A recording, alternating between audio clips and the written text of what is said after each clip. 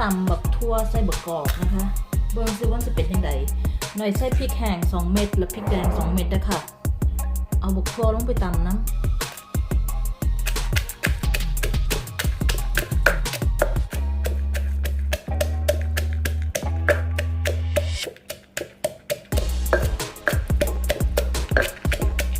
หน่อยบ่ใส่กระเทียมนะคะเพราะว่า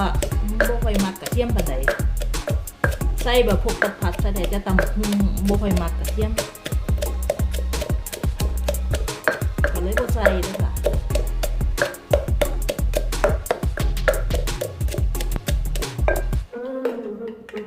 หน่อยมากกะปิก็สิใส่กะปิตลอดด้วยค่ะใส่แค่นี้ค่ะกะปิ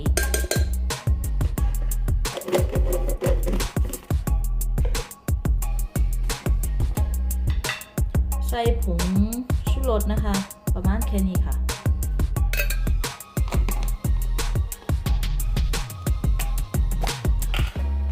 อันนี้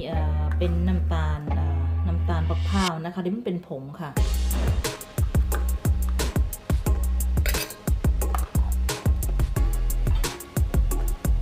ใส่บักนาวค่ะอุ้ยลืม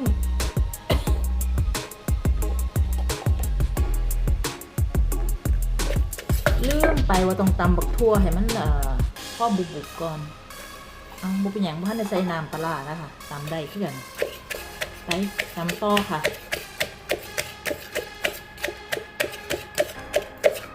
ปกติหน่อยต้องตำบักทั่วก่อนนะคะให้มันบุบก่อนถึงใส่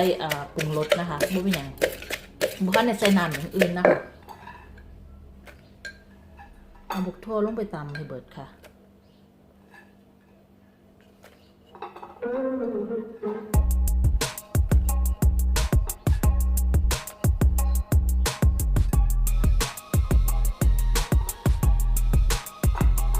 ตำคนเดียวแซ่บคนเดียวค่ะ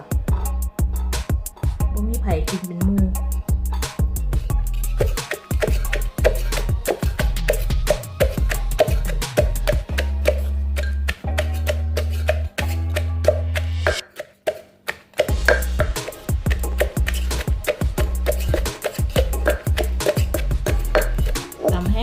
อย่าแตกด้วยโคกโอเคเรียบร้อยแล้วค่ะเอาแค่หลอดลงไปน้ำเพิ่มสีสันนะคะ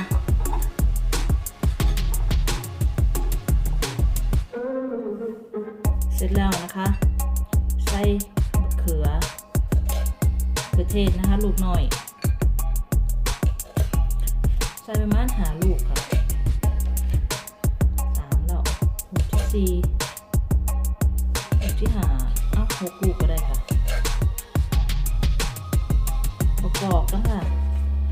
ประกอบดีบ่ได้กินมาโดนแล้วอุ้ยเป็น20 ปีเลยแล้วมั้งเนี่ยใส่เป็นทั้งมวยเลยนะคะ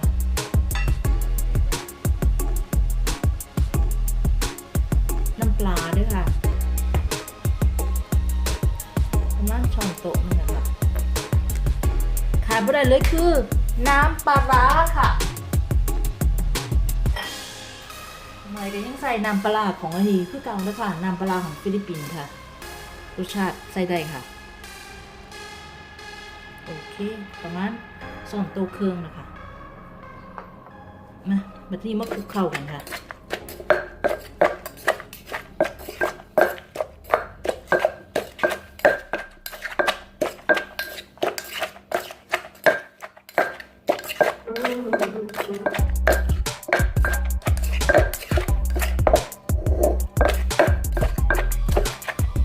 เรียบร้อยแล้วค่ะชิมรสบ้างนะคะ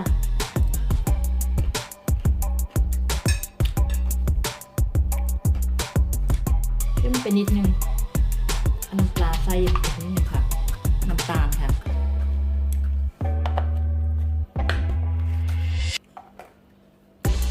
เอาอีกรอบนึงค่ะ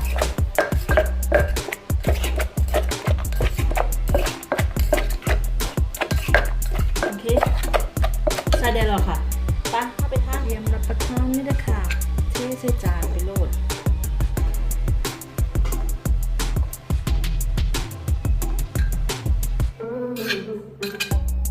ในข้างจะข้าวสวยห่อนๆด้วยค่ะ ต้มขนมจีนเมนูว่าเป็นอย่างเดี๋ยวทานกับแคบหมูนะคะ